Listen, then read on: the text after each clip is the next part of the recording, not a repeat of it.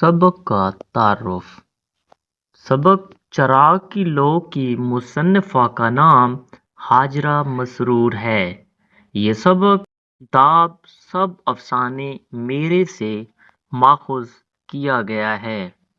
ہاجرہ مسرور کا آبائی تعلق ہندوستان کے مرکز علم و ادب لکھنؤ سے تھا، جہاں وہ 17 جنوری 1929 کو پیدا ہوئی تھیں۔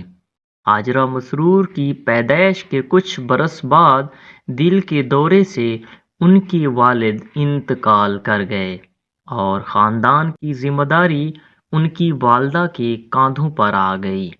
ہاجرہ مسرور کی بہنیں ختیجہ مسرور اور اختر جمال بھی اردو کی معروف ادیب تھیں۔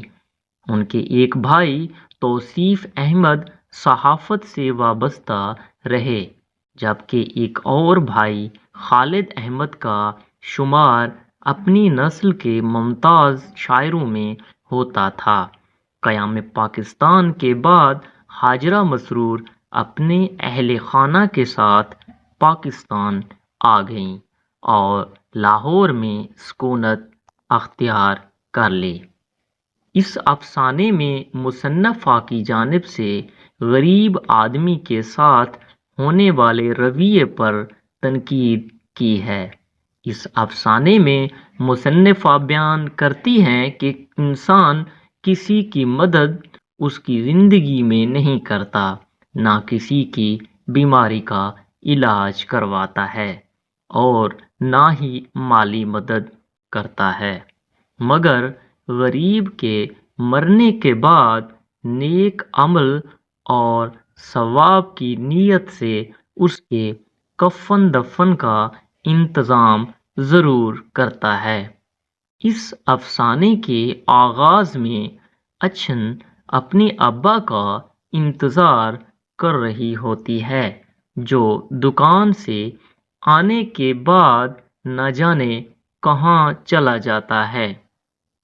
اچھن کو اپنی ماں کے مرنے کے بعد سے وہم کی بیماری ہو چکی ہوتی ہے اور رات کے علاوہ دوپہر کے وقت بھی اسے سفید کپڑوں والی لاشیں اپنی طرف آتی ہوئی دکھائی دیتی ہیں۔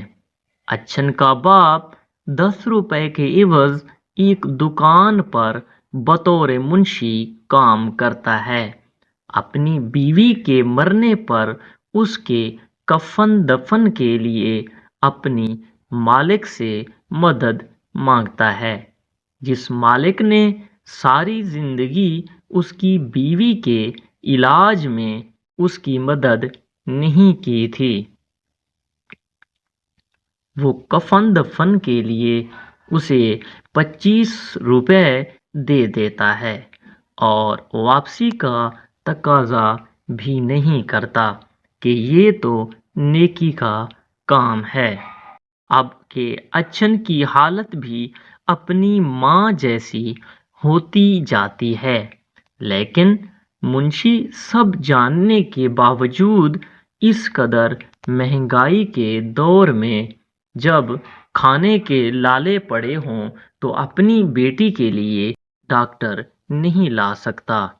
اچھن کا باپ گھر آ کر اپنی بیٹی کو دیا سلائی دیتا ہے اور اچھن چراغ روشن کر کے روز کی طرح اس کی لو بڑھانے کی ضد کرتی ہے، جس پر اچھن کا باپ اسے ڈانٹتا ہے کہ تیل اتنا ہی ہے کہ چراغ کی لو جل سکے، تم ہر روز اس لو کو بڑھانے کی ضد نہ کیا کرو، جبکہ تمہیں مہنگائی کا علم بھی ہے۔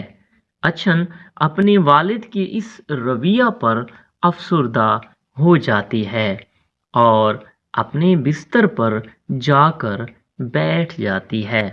اسے اپنے والد کی قناعت پسندی پر غصہ آتا ہے، لیکن وہ یہ نہیں سوچتی کہ امیر لوگ غریبوں کے مرنے پر ان کے کفن دفن کا انتظام تو کر سکتے ہیں، لیکن ان کے جیتے جی ان کی کوئی مدد